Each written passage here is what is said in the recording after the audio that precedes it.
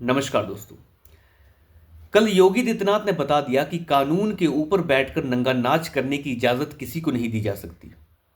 राहुल गांधी हो चाहे कोई और हो, कल राहुल गांधी और उनकी प्रिय बहना प्रियंका वाड्रा जो हैं वो पूरा दिन हल्ला करते रहे कि कैसे वो संभल के अंदर प्रवेश करें। लेकिन योगी आदित्यनाथ की सरकार ने रोक लगा रखी है कि कोई बड़ा नेता संभल के अंदर प्रवेश नहीं कर सकता। हालात अस्थिर नहीं है और 10 तारीख से पहले कोई प्रवेश नहीं करेगा।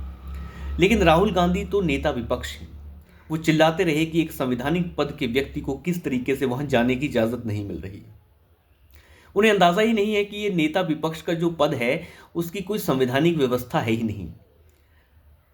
पार्लियामेंट के अंदर तो नेता विपक्ष हो सकता है, उसे जो है दर्जा मिला हुआ है कैबिनेट मिनिस्टर का, लेकिन पार्लियामेंट के बाहर उसकी कोई भी व्यवस्था संवैधानिक तौर पर नहीं है। कोई लेना देना नहीं है संवैधानिक पद का लीडर ऑफ अपोजिशन से। लेकिन राहुल गांधी को यह कौन समझाएगा? राहुल गांधी तो नेता विपक्ष हैं। संविधान से उनका कोई लेना देना नहीं है, क्योंकि उनका संविधान की किताब को जो पढ़ने का तरीका है वो बड़ा ही अलग है। लेकिन राहुल गांधी को एक जोरदार तमाचा जड़ा है योगी आदित्यनाथ की सरकार ने। उन्होंने बताया कि तुम चाहे कोई भी हो, तुम चाहे गांधी परिवार से हो, तुम चाहे लीडर ऑफ अपोजिशन हो, लेकिन तुम्हें कानून के ऊपर बैठकर नंगा नाच करने की इजाज़त हम नहीं दे सकते। कल जिस तरीके से तमाचा जड़ा गया है राहुल गांधी के मुंह पर, उन्हें बताया गया कि तुम संदेश खाली में रेप पीड़ितों से मिलने नहीं जाते, क्योंकि वहां पश्चिम बंगाल में तुम्हारे इंडी गैंग की सरकार चल रही है।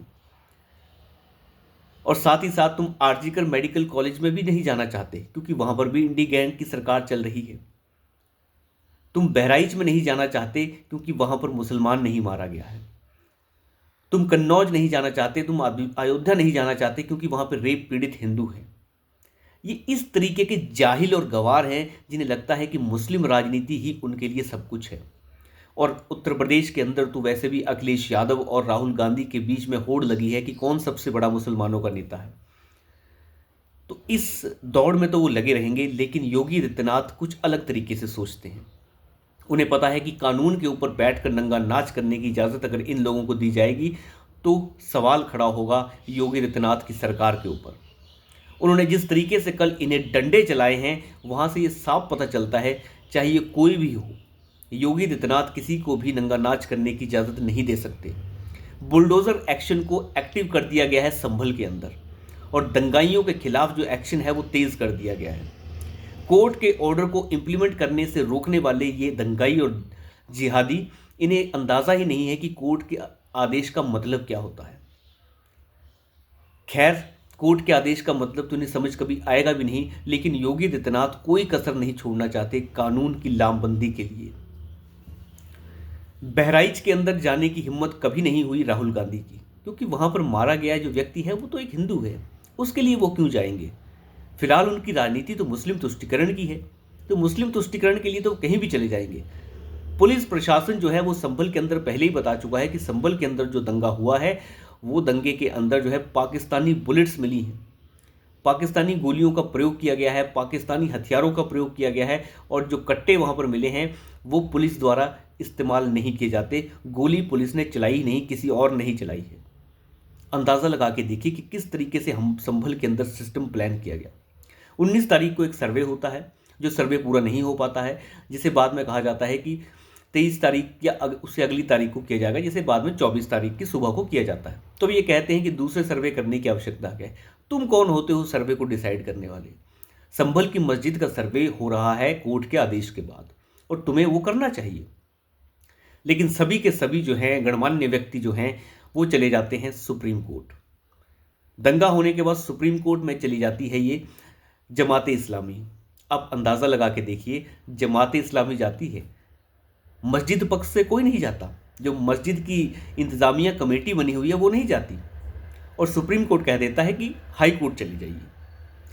लेकिन ये अंदाज़ा लगा के देखिए कितना वक्त गुजर चुका है, लेकिन कोई हाई कोर्ट नहीं गया, क्योंकि मुंह काला हो जाएगा वहाँ पे। कोई नहीं जाना चाहता वहाँ पे, क्योंकि मुस्लिम पक्ष का कोई लेना देना ही नहीं है संभल की मस्जिद से। संभल की मस्जिद जो है वो एएसआई की प्रॉपर्टी है, एक हिस्टोरिकल मॉन्यूमेंट है जो एएसआई के अंडर आता है, ना कि वहाँ पे किसी मस्जिद कमेटी के अंडर आता है। मस्जिद का कोई लेना देना वहाँ पे नहीं है, मस्जिद कमेटी का कोई लेना देना नहीं है, इसलिए वो हाईकोर्ट के अंदर अपना पक्ष रख ही नहीं सकते, इसलिए वो जा ही नहीं रहे। मुंह काला हो जाएगा वहाँ पे। अयोध्या में तो सबूत ढूंढने की आवश्यकता पड़ी थी, यहाँ पर सबूत ढूंढने की आवश्यकता भी नहीं पड़ेगी, क्योंकि एएसआई के जो पुराने सर्वे हैं जो अंग्रेज़ों के वक्त हुए वो साफ बताते हैं कि ये एक मंदिर है। खैर, मंदिर मस्जिद की बात बाद में, लेकिन कम से कम जांच से क्यों भाग रहे हो? इतने बेशर्म कैसे बन जाते हो?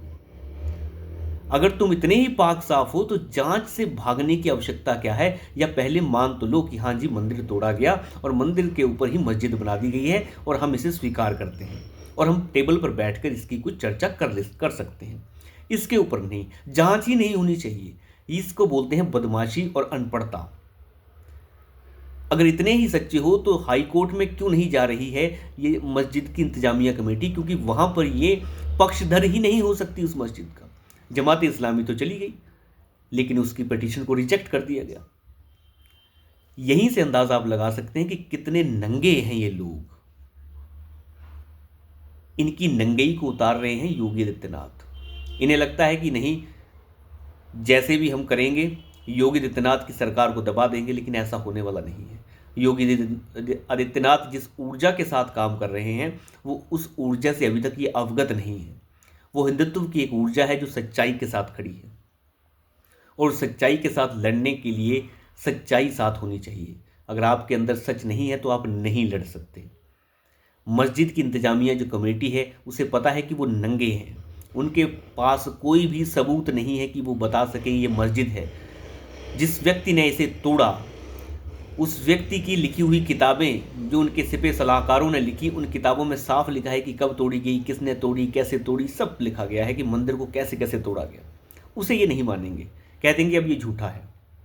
खैर, झूठा है तो सर्वे होने दीजिए। सर्वे से क्या डर लगता है? आप आइए, आपको किसी मंदिर का सर्वे कराना है कराइए, जितने सर्वे कराने हैं करा सकते हैं हम। अगर आपको लगता है कि किसी मस्जिद को तोड़कर मंदिर बना दिया गया है तो आइए सर्वे कराइए। हिस्टोरिकल सर्वे होना चाहिए, उसका बिल्कुल होना चाहिए। हम तो तैयार हैं, जितने सर्वे कराने हैं कराइए। चोर की दाढ़ी में तिनके वाली बात है। जो खुद ही चोर हैं, जो खुद ही नंगे हैं, जिन्होंने बंदूक की नोक और तलवार की नोक के ऊपर सलवार पहन ली हो, वो बदमाश क्या बताएंगे कि सच्चाई क्या होती है। खैर, इस सच्चाई से परे चाहे कोई भी बात हो, लेकिन योगी आदित्यनाथ की सरकार ये बता रही है कि प्रधानमंत्री मोदी हों चाहे अमित शाह हों, वो उनसे भी ऊपर बढ़कर कानून को लामबंद करने की कोशिश करते हैं। कानून को लागू करना ही लोकतंत्र है, और उस लोकतंत्र के आगे चाहे राहुल गांधी आ जाए, चाहे उसकी माँ आ जाए, चाहे कोई और आ जाए, कोई भी बख्शा नहीं जाएगा। राहुल गांधी चिल्लाते रहे कि लीडर ऑफ ऑपोजिशन को रोका जा रहा है, कि इस व्यक्ति से पूछा जाना चाहिए कि लीडर ऑफ ऑपोजिशन होता कौन है। इसकी नानी ने, इसके नाना ने, इसकी माँ ने तो कभी लीडर ऑफ ऑपोजिशन बनाया नहीं। लीडर ऑफ ऑपोजिशन जो है पहली बार इस देश के अंदर 1978 के अंदर मोरारजी देसाई की जनता पार्टी की सरकार ने बनाया। उससे पहले कभी इंदिरा गांधी, इसके बाप दादाओं ने कभी नहीं बनाया। तो इस लोकतंत्र की खूबसूरती को बदनाम करने की जो राहुल गांधी कोशिश करते हैं, वो कोशिशें लगातार नाकाम हो रही हैं। लीडर ऑफ ऑपोजिशन का कोई भी महत्व नहीं है इस देश की संसद के बाहर, लेकिन उसे इनसे कोई मतलब नहीं है। इन्हें तो सिर्फ ड्रामा करना है, अडानी अडानी करना है। खैर, अडानी के मुद्दे पर तो अब ममता बनर्जी भी साथ छोड़ चुकी हैं, अखिलेश यादव भी साथ छोड़ चुके हैं। अब सभी साथ छोड़ चुके हैं, तो ये व्यक्ति जो है अकेला ही खड़ा है वहाँ पे। लेकिन इन्हें लगता है कि उत्तर प्रदेश के अंदर मुसलमान वोट के चक्कर में जाना है, तभी वो अखिलेश यादव को दबा पाएंगे। और मुझे लगता है अब होड़ सी लग जाएगी अखिलेश यादव और राहुल गांधी के बीच में कि किस तरीके से दोनों में से कौन सबसे ज़्यादा मुसलमान वोट लेके आता है। और अखिलेश यादव को घबराहट भी हो रही है। और मुझे लगता है कि आने वाले वक्त में जल्द से जल्द जूते के अंदर दाल पड़ने वाली है अखिलेश यादव और राहुल गांधी के बीच में। उसके लिए ज़्यादा समय बाकी है नहीं।